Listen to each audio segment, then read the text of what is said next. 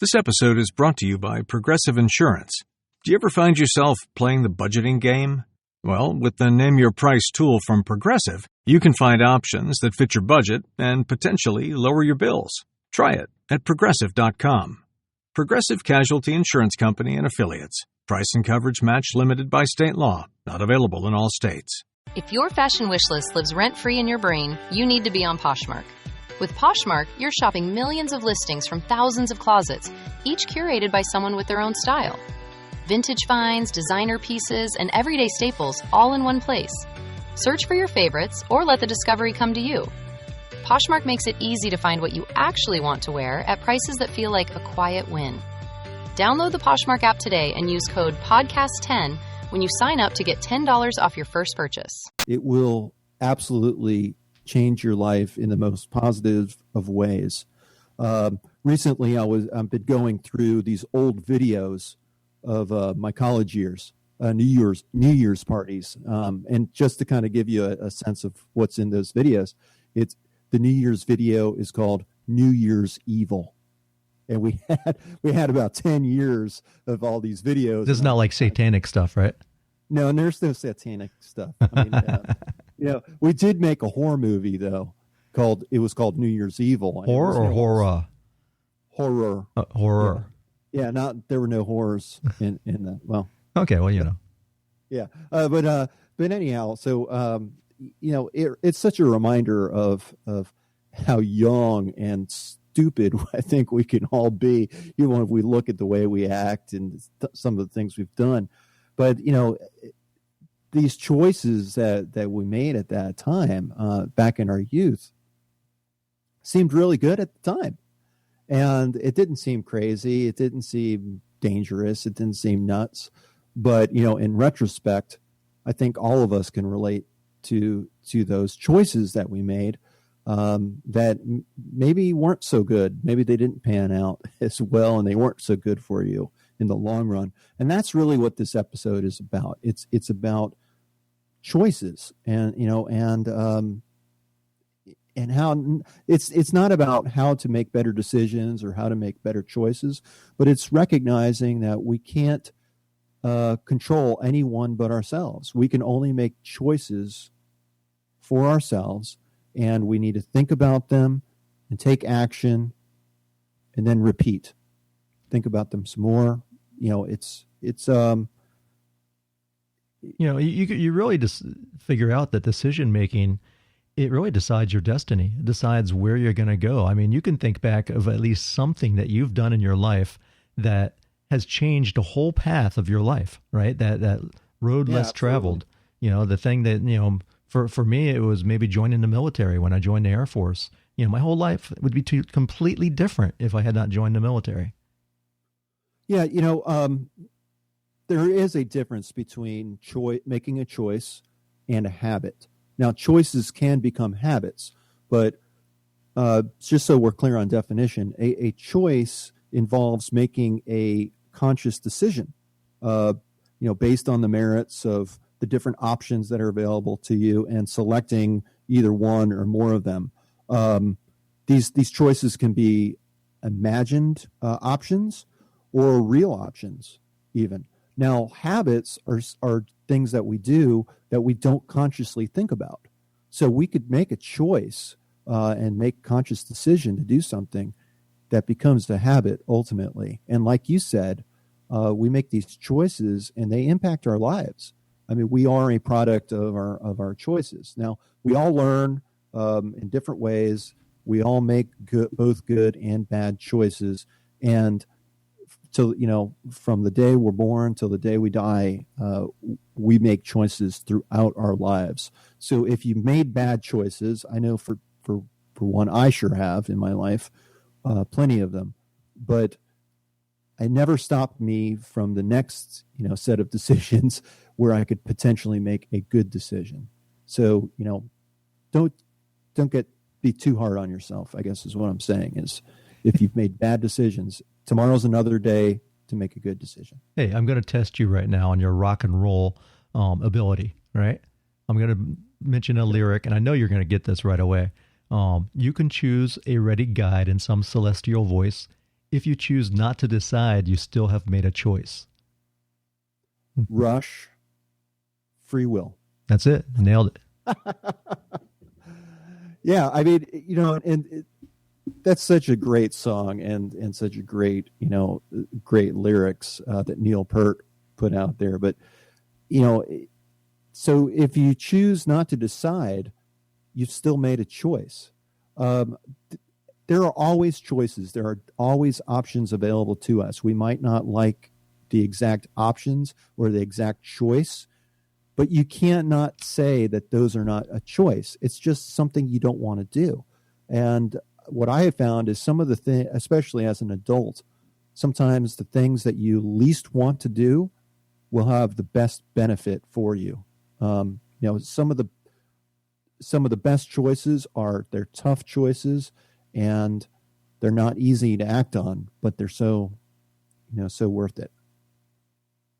Absolutely. And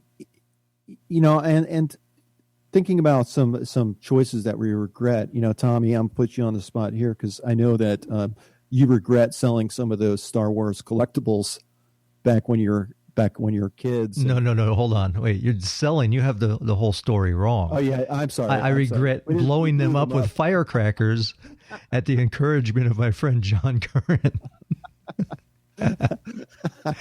Only babies play with toys. As I was, entering middle school, and so I blew up the cloth, the what was it, Jawa with the cloth cape, right? He had a cloth cloak or something that was worth like $600 to $800. All these rare action figures I had, the first Boba Fett, those kind of things. We burned them and scorched them. Well, you wanted to, get lucky with the ladies, Tom. So there was an incentive, an imagined incentive. Well, I made the choice. I made the choice to listen to my friend, and it was fun. We had fun stabbing the Stretch Armstrong Green Monster and watching the jelly come out and blowing up all the Star Wars figures and mangling them up, and throwing Spider-Man up in the tree, those kind of things. After the fact, and I was like, man, I got nothing to play with.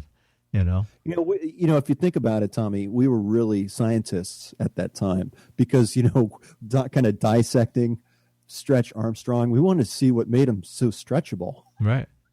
I mean, it looked like grape jelly inside of him. Oh, yeah. And if no one knows, I mean, if you're not old enough or weren't around in this country or what have you, when we were kids, they had these guys named Stretch Armstrong was the hero, and then there was this green monster. He looked like the abomination of the Incredible Hulk comic. And they were big, probably about, 12 inches tall, and they're real sturdy creatures. And I would grab one arm, John would grab the other one, and you'd stretch them as far as you could, and it wouldn't break. It would just stretch, and then it would after a while you couldn't pull it any further. So it was pretty cool. Yeah, Stretch Armstrong kind of, as I think about it, he was like He-Man, right? He was. Yeah. It was a very big toy. Right. And man, we tried our best. Tommy and I tried our best to pull that thing apart. I never had Stretch Armstrong because he looked kind of, he looked kind of weird in those shorts and stuff, all bare chested. But he kind of had a dumb look on his face. Kind of looked like the guy, the cartoon from the what's the Disney one with the four heroes, the Impossibles or the Incredibles, yeah. right? The Incredibles, right? He looked like the father figure Incredible. In there. Yeah, Mr. Incredible. But I'm so glad that you admitted, on the podcast that you were responsible for your choices. And the truth of the matter is that as much as we like to influence people and have our own way, we really have no control over anyone but ourselves. And that right there is just the key, or the key to this episode. Can I read something that I carry this? It's perfectly with what you're talking about right now. I carry this in my wallet. I laminated it so I would never forget this, even though I do forget it's in my wallet sometimes. But here's what it says. It says, between the stimulus and response, there is a space. In that space lies our freedom and the power to choose our response. In those choices lie our growth and our happiness. So it's between the stimulus and response that really gives you the freedom to choose. And so, if someone does something to you, you can choose how you're going to react to that. That is our true freedom. Our no matter even if you're locked up somewhere, it is your choice of how to react and compose yourself. So that's true freedom, no matter where you are. Yeah, it sounds kind of funny. I tell my daughters this a lot, that other people don't make you feel a certain way. They're not making you do anything, really. What they're doing is they're providing information. They might be doing something that you don't like, but you're the one who's interpreting that. You're the one who's has those emotions associated with whatever they're doing. It's kind of a hard concept, I think, to think of, to say, wait a minute, someone's doing something, someone's being a jerk, and it makes me feel bad, but they're not making me feel bad. That doesn't make sense to me. But the truth is that you're allowing yourself to have thoughts and to get caught up about that. You have your thoughts and your own feelings about it. We all do, and it's the one thing that we truly own for ourselves, and no one can dispute your feelings and your thoughts. But we have to recognize is that these thoughts and feelings are our own. No one else can make us feel one way or the other. Think about it this way. Someone could be acting like a jerk and it doesn't bother you at all. But someone else acts like a jerk and it bothers you. There's a choice that you are making for yourself to say that it's going to bother you or it's not. And it really boils down, I think, to relationships. And, I've been reading this book called Choice Theory. It's by Dr. William Glasser. It's an older book, but it talks about the psychology of personal freedom and choice in our lives. And, he says it all boils down to relationships. And I've been, reading this book and thinking a lot about it, and then seeing how these various interactions with other people, are happening in my own life, and kind of thinking about what I'm reading and how it applies. And what's so interesting is how often we try to control one another. We tell people to do this or do that, and if you're like me, you don't like to be told what to do. No, I agree. I never like being told what to do. Talking about relationships and control, no one likes to be controlled. No one likes to be told what to do. And we might try to control other people by kind of pushing them into a corner and maybe forcing them to make a decision that they don't want to make, or forcing them to agree with you when they really don't agree with you. That might buy you some short-term satisfaction. It might change their actions in the short term. But if you think about it, in the long term, that's not going to work.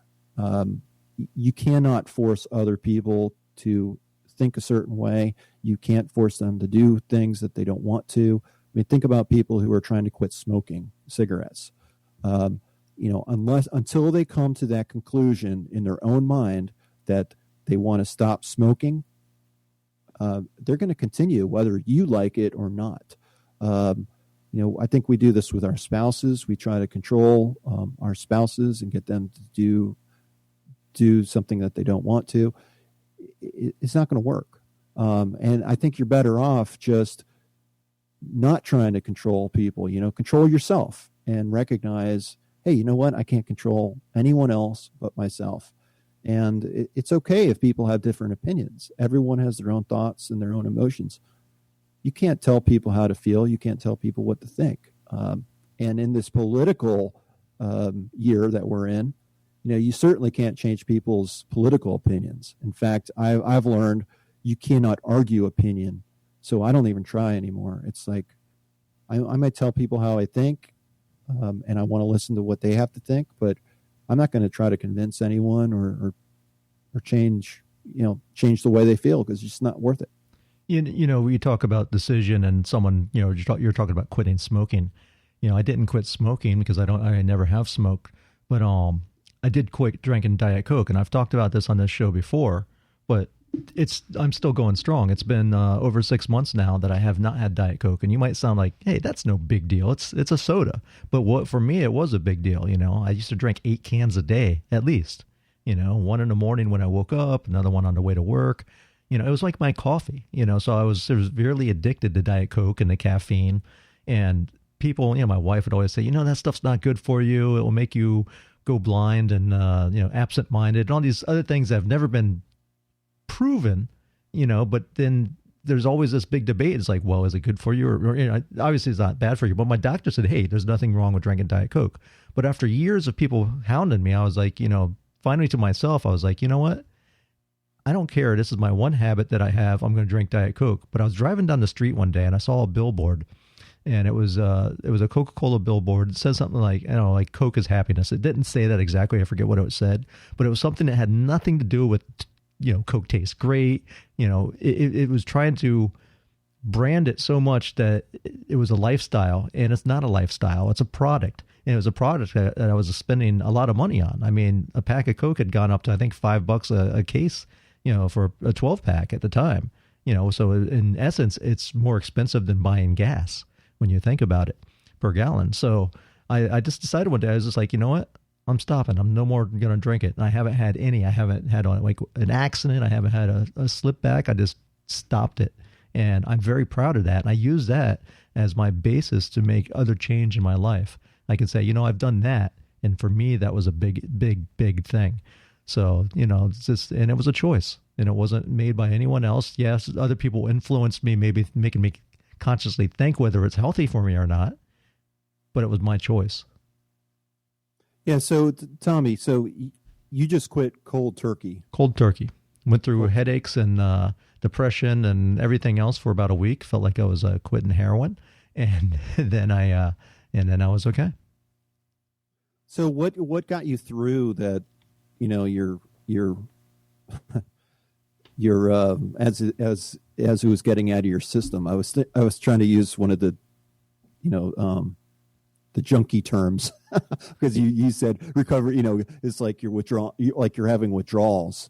Sometimes people, and when you try to change something like that, sometimes people will go and they'll announce, I'm going to make this big change. Well, I didn't do that at first because I was, they kind of give yourself a way out. Like, I'm going to try it. If it doesn't work out, then no one's going to know. No one's going to criticize me.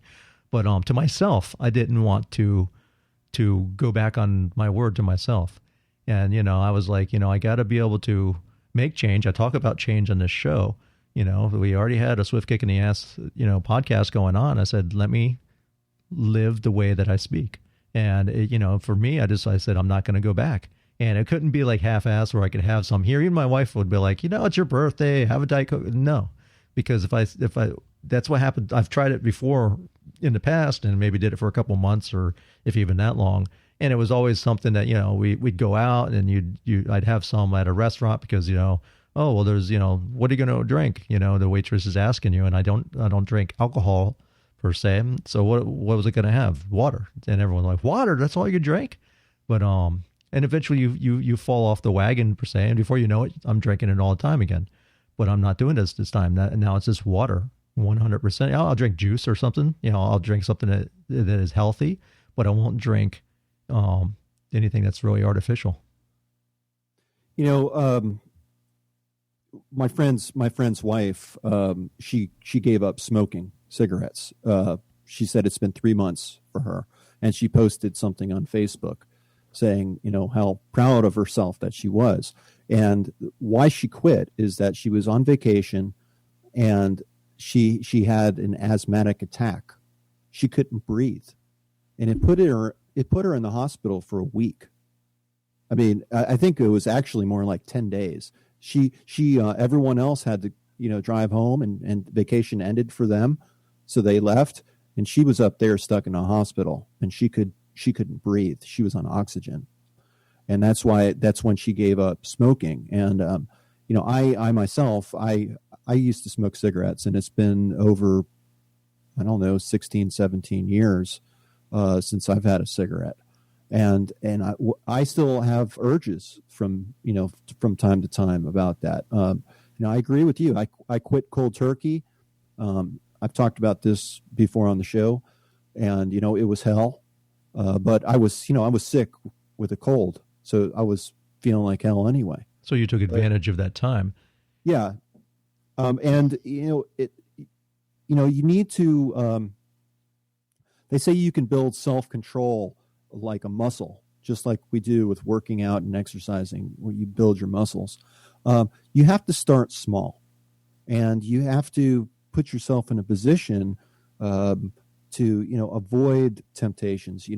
Don't put yourself in a situation like that's going to set you up for failure. But just like you said, Tom, about you didn't want to tell anybody that you quit because you wanted kind of a fallback, right? But you didn't want to fail yourself, and that was more important. Well, to you. Here's the thing too. I mean, it's such a gray area. Drinking Diet Coke, is it good or is it bad? We don't know. We don't know if it harms you at all. It might be fine. It's not like, cigarettes. We know cigarettes cause lung cancer. They cause a lot of other problems that, are proven. So, and you could feel the difference when you're off cigarettes. I can't really feel a difference from being off Diet Coke.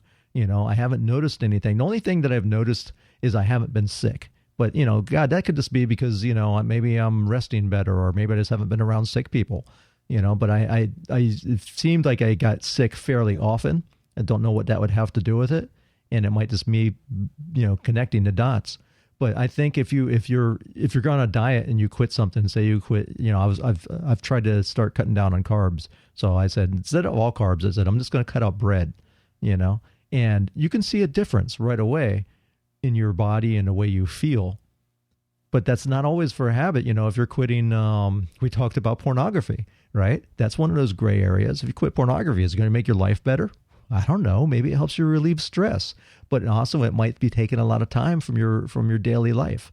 So for me, no one wants to shake your hand, right? So, for me to quit Diet Coke, like I said, it's not like it's, like I've done this miraculous thing, but for me, it's a step into being able to make lasting, permanent change. And, it's stepping me into another change. I've been, for the last month, we moved our radio stations and consolidated them with our TV station where I work. And so it ate up all my time. I was working nonstop for weeks and long 12-hour days and, sometimes longer than that. And I said, you know what, let me take advantage of this because I'm always going, I'm on my feet and, I'm trying to rush out of the house. Let me make the change where I stop eating. I used to like eating a sandwich for breakfast. I know it's kind of weird, but that, for me, it was easy to throw some lunch meat on a piece of bread and, eat it. So I quit doing that. And I said, I'm going to cook some eggs, no carbs in the morning, the rest of the day, I'll try to watch what I'm eat, but I'm not going to go 100%. I'm going to make one small little step towards the right direction. And within a couple of weeks, I had lost like 10 pounds already, so, it's those little small changes and that if you can, those small wins we've talked about before, if you can make a small win, it sure does help you move forward. What you just talked about, Tommy, was postponing things for later. Like you said, and you started out in the morning with eggs instead of, having a sandwich. And that gave you that win that you needed, and then you could continue it on. I feel the same way. I've been doing push-ups, daily push-ups now for several months, and I have to do it in the morning. When I roll out of bed, but I don't do it immediately after I roll out of bed because, if you try to do push-ups, if you have morning wood, as a lot of men would, it really limits your range with your push-ups. Okay. So I use the bathroom first and, kind of brush my teeth, and then I hit the ground and do some push-ups. And it sets me on a right course for the rest of the day. It's amazing because in your mind, that you've accomplished something already. You've only been up for, 15 minutes and you've already done something positive, something that you wanted to do. I know, my wife is a big proponent of exercise in the morning. For me, plus now I'm waking up at 3:45 in the morning to go to work because I have to be there at 5. So for me to work out in the morning is not going to happen. But, I know that I've done it before. And if you work out in the morning, then it prevents later on being fatigued and it's easy at the end of the day to say, I'm not going to do it. I'm tired tonight. Or, something comes up, someone asks you to go somewhere, or something's on TV you wanted to watch, and, or you ate a big dinner and I'm full and I want to, I can't go to the gym now. So it eliminates all that out of the way. So morning, it is a great time to work out if you can do it and have time to do it. It boosts your metabolism as well. So you have that increased energy all day. Now for me, I'm just talking about doing push-ups. And so it's a minute worth of exercise for me in the morning. But man, it has just, I've been getting all sorts of compliments, and, my wife is like, wow, she's like, you look really good, honey. And to me, that just motivates me, even more to do other exercise as well. Postpone things for later to gain focus on what's important is a good way to do it. I'd like to go back to what you talked about, the diet. And for a while, I tried the paleo diet, which if you're not familiar with it, it's basically you try to eat what the cavemen used to eat. So you avoid any type of flour. You eat a lot of meats and green vegetables and, things that you would forage as a caveman. No one really knows what cavemen eat or ate, but, someone had a thought to say, okay, this is what the caveman ate. So they go with it. But when I was doing that, I gave up flour. And I will tell you, it gave me immediate energy, which is crazy. It was like I gave it up, and I started feeling differences. And in fact, if I ate a little bit of flour, after I had got it out of my system, I'd actually get sick to my stomach. And I was never, gluten intolerant or anything like that. But, I didn't realize how much it affected me when I was consuming flour on a daily basis. Now, I did go off the wagon on that, if I'm to be just brutally honest about it. But the reason why I started eating flour again was it interrupted my sleep pattern. I'd wake up, after I'd sleep for 4 hours, and then I would wake up and I'd be wide awake and I couldn't go back to sleep. And, after like 2 months of going through that and it wasn't getting any better, I was like, maybe if I eat a little flour, here, maybe that will help me. And, I did a diet very similar to the paleo diet, and it was it's the primal. The only difference is they allow limited milk and dairy, whereas the paleo diet doesn't allow that. I did it when one of our jiu-jitsu competitions was coming up. It was a big one out in California called the Pan Ams, and I fight as a lightweight. Well, at the time, lightweights are about 155 pounds, right? So at the time, I was probably like weighing like 175, getting close to 180. So I did that for, a couple months, and I dropped down to 156, 157, right around the range that I had to be, in order to compete. And kind of like that part where I was saying where you fall into bad habits, I had made it. I had made such a change that I could start getting away with eating some pizza and some burgers here and there and fries, and I wouldn't gain any weight. I was like, oh man, my metabolism's back. Like when I was young, I can eat anything. But eventually, it crept up on me, so I didn't stick with it. Rather than falling off the wagon and just getting back on, which is what I advise. I didn't do that. I just went and said, hey, yeah, I'm okay. And before you know it, all of a sudden my pants are fitting tighter again. And it's like, I'll just, I'll go to the gym a couple more times. And no, it doesn't work that way. I guess, you get comfortable and then you go back right up to where you were. So it is difficult to, you got to make it a lifestyle. And I guess I hadn't made it enough of a lifestyle because, I eventually gained weight again. Yeah, I feel the same way about cigarettes. I mean, even after having been quit for such a long time, I recognize that if I have one cigarette, I'm going to go just be right back in that habit, even after, over 15 years of doing that. And the reason why you quit is just as valid, 15 years down the road as it is the day that you quit. I think that applies whether you're, giving up cigarettes or you're giving up something else, burgers and fries and right. food. And with that paleo diet, the thing too is it took me about a good 2 weeks before I actually adjusted, like you were talking about, from your body gets used to burning carbs for its energy. So I'd go in and when I'm practicing jujitsu, I would depend on those carbs, when it came time for us to roll, which is like our wrestling time, right? But for like 2 weeks, I was like real lethargic and had a hard time because I felt like I needed carbs. But after that 2 week period, then your body starts utilizing your fat. So it starts burning your fat rather than carbs for energy. And I think that's what really takes the weight off you. I guess I need to revisit that sometimes. But, like I said, small changes. I start with bread instead of just all flour. I'm start with bread at first because that's where I actually consume most of my flour. It's interesting. I was saying paleo, but maybe what I was doing more was the primal because, I drank milk.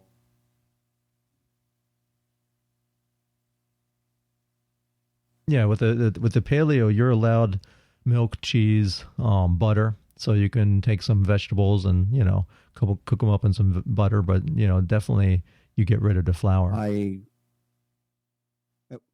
It's I don't care what you call it. If you're trying to change things, then taking small steps. Now, when I was, and the reason I was doing that was for my own health, and I made a lot of different changes. But one thing I learned is that my blood pressure went down. Now, I always had, for a very long period of time, since I was in my 20s, I had a high normal blood pressure. So it was not anything I needed to be concerned about. I didn't have to take medication or anything like that.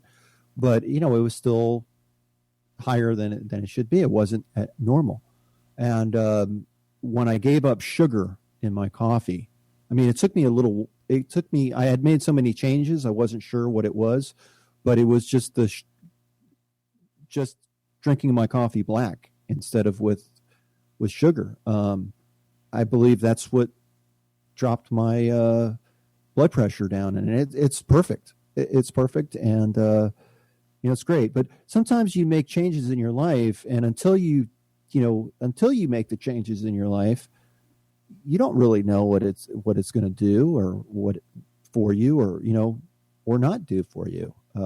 So therefore, again, think, act, repeat. Live and learn.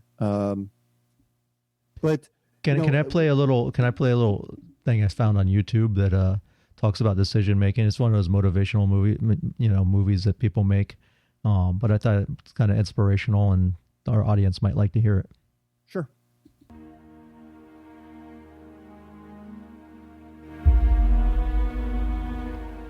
It's titled "Make a Decision." Principle. You got to hear it. You can't make a difference until you make a decision. So, for real, some of you, man, you keep crying. You complaining about your job. You complaining about where you are financially. You complaining about your relationships. You complaining about your opportunities. You complaining.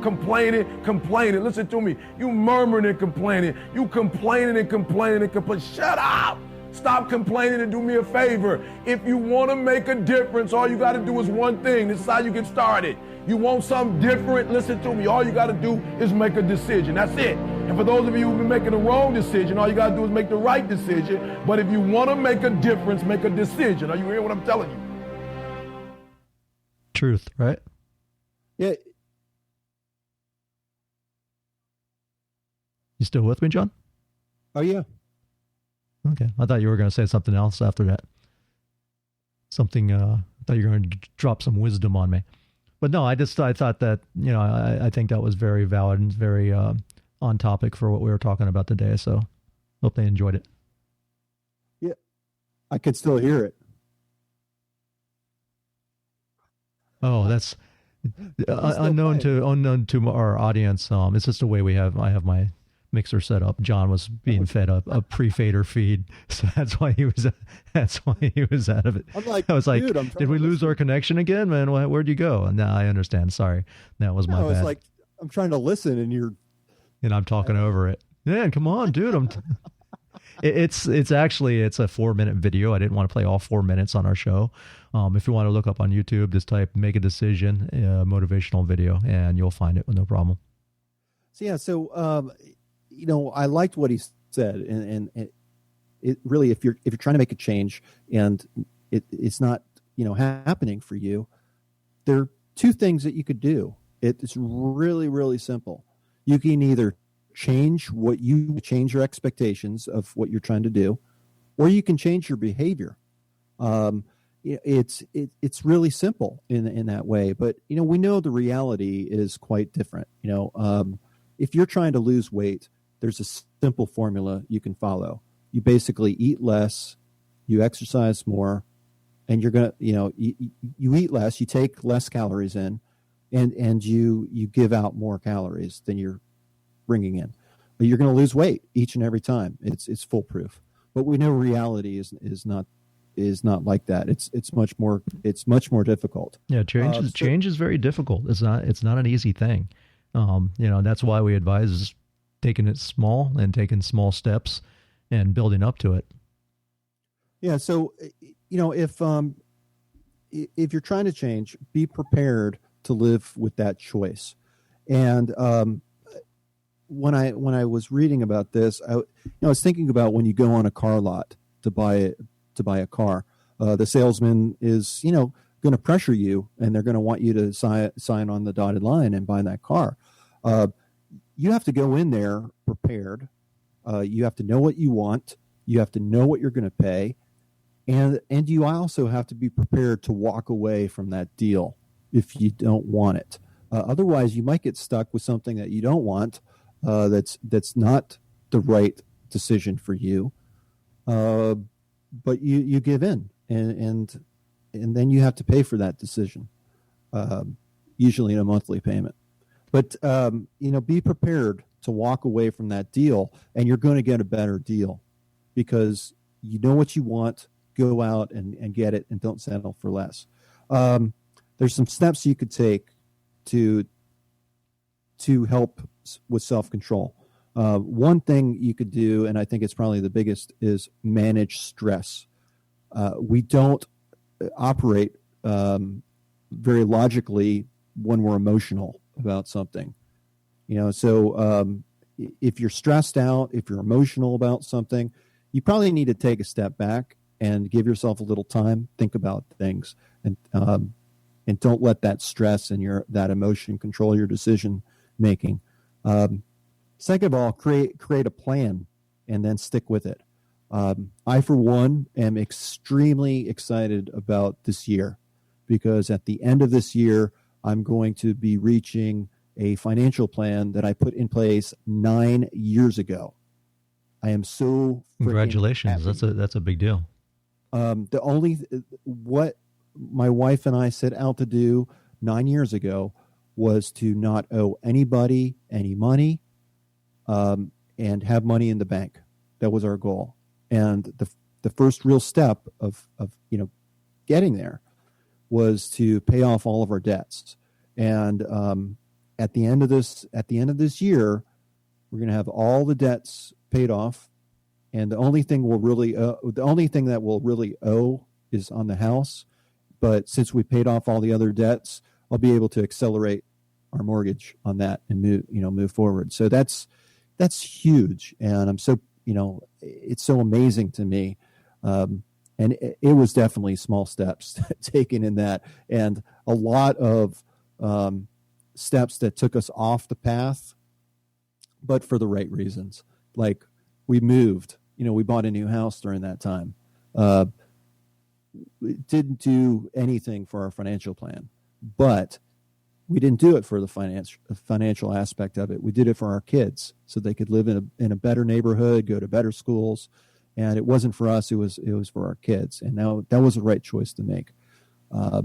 But you can get sidetracked, and that's fine as long as you keep going back and think about, when you're making choices, you need to think about, does that choice bring you closer to your goal or farther away from it?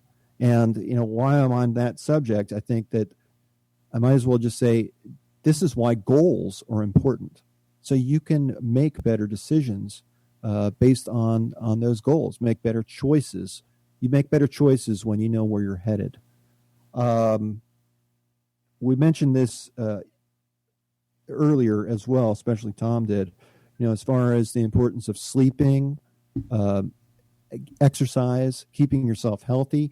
You're going to make better choices when you're in a better place, with sleep and exercise and your mental state as well. You can put the scientific method into making decisions as well.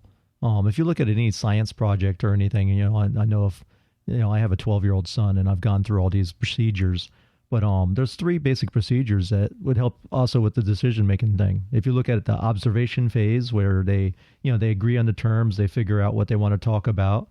And then there's the classification phase where they take all the information and that they've learned and they put it in different buckets and try to figure out what goes where.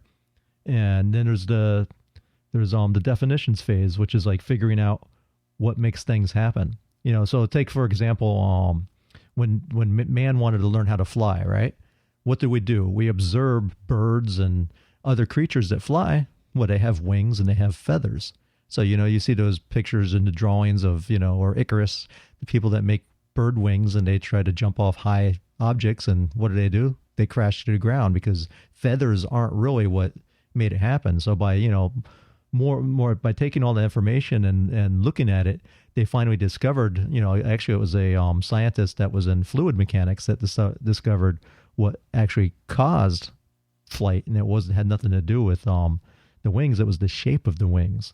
So if I remember what that was called, where it gives you a lift, there's a certain definition. So airfoil.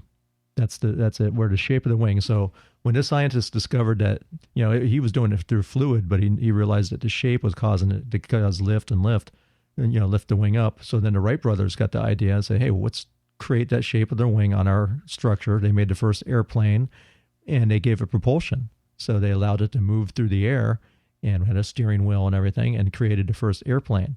So the same thing can be applied to decision making, correct? Yeah.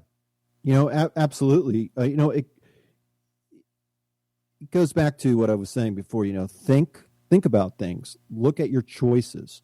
A lot of us think that we limit our choices, and that's not really good to do. You might not like the choice, but you need to recognize that is a potential option, and then weigh the pros and cons available. I think on our site, Tommy, we have something to help people make better decision. If you're trying to make a choice and you have 2 different situations, 2 different things you can aim for.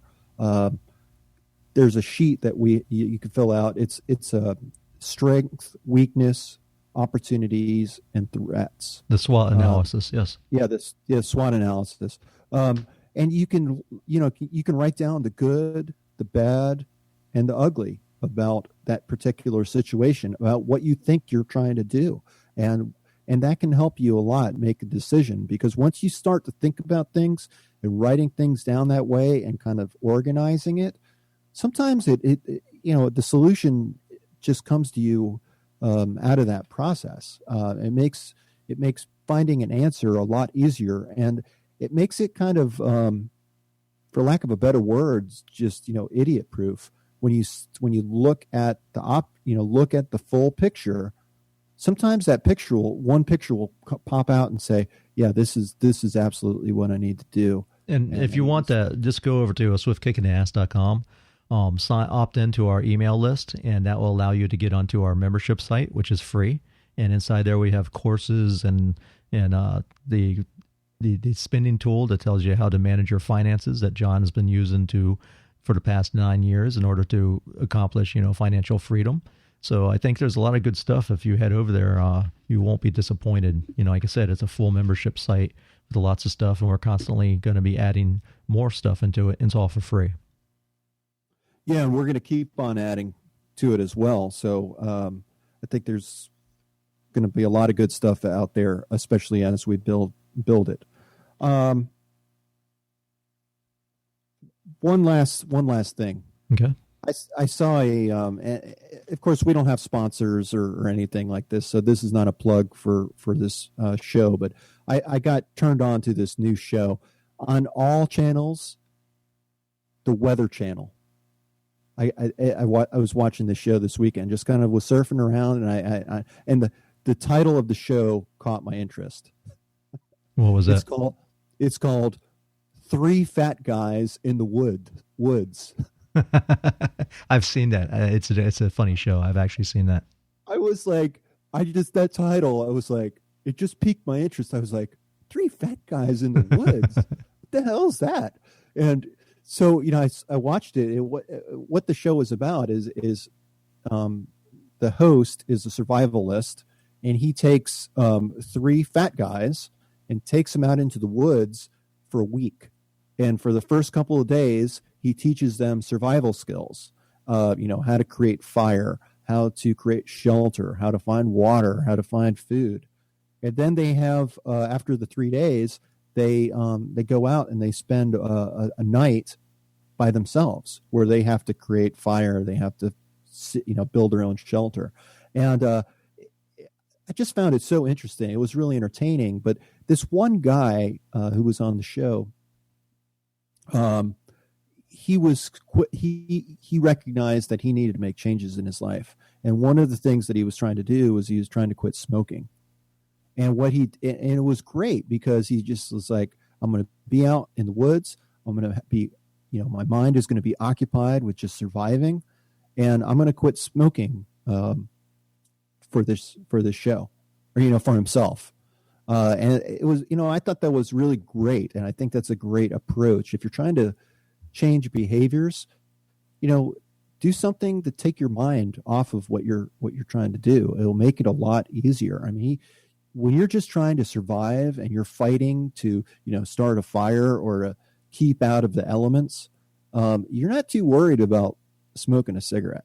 No, it's not easy. I went through survival training and prisoner of war training when I was in the Air Force. And when I first went to it, I'm from Miami. And when I went, the training was in Spokane, Washington. I had never seen snow. I was 27 years old or 28 when I joined the military, the Air Force. And so, they take you to this mountain and it's snowing. The first time I ever saw snow, and then I have to live in it for 2 weeks. You got to figure out where you're going to get your water from. Like you said, how to build fires, which is not easy. We even had matches, and it wasn't easy. We had matches in our survival gear, but trying to do it with sticks and everything, forget about it, man. Yeah, that's just impossible. But it is. It's very humbling. And when we take so much for granted, having a roof over our head on a daily life. I mean, so many things we have under control that change should be no big deal. I know it's really hard, but when you're put in an environment like that, it's like, man, you got to be grateful for everything you have, because you got to build shelter every night. You got to make sure your socks are dry so you don't get trench foot. All kinds of fun stuff. Yeah. I think I think if you're trying to make a big change in your life, sometimes taking that kind of big step, can do that. Take yourself out of the element totally. Go camping. I'm going camping this weekend, and it's, ever since I was not an outdoors person after I went to survival school, kind of made me want to be an outdoor person. So now I'm looking forward. I'm going camping this weekend with my friends and family. We do it every year, and it's more glamping. Granted, I'm not out there primitive camping. We have electricity, so it's actually just like, going in your backyard in reality. But it's fun. It's something different. It's very freeing. Yeah, Tommy has an air-conditioned tent. I don't need it because I go camping in the middle of January, and in Florida it's still, it seems like every time I've gone, it's been in the 30s or 40s. It's just like that freak weather on that weekend. I might get lucky this weekend. It looks like it's going to be like in the 70s, but I kind of miss it because I like sitting around the fire and it's cold outside. I mean, if you have a fire and it's hot outside, it's not the same thing, man. It's fun throwing a blanket around you and having some hot cocoa or whatever people drink around the fire. Or, actually they're drinking a lot of booze. But well, come on up here to Virginia, Tommy, and we'll do some episodes, and we'll sit around the campfire. Maybe we'll do an episode around the campfire. All right. So we better wrap this up. We could talk a lot more about this. Choices. There's more things to talk about. I have a whole list of notes I never even touched on. But thank you for joining us. And, definitely come back and check us out. Check out A Swift Kicking Ass like we were talking about before. Join the membership site. Yeah, and thanks for listening, everyone. We really appreciate it. And please provide us feedback. Tell us what you want to hear. Thank you for listening to A Swift Kicking the Ass podcast. We hope you enjoyed today's content, and we ask you to please leave us a review in iTunes. Also, head over to aswiftkickingtheass.com to get a free copy of the Simple Spending Tool.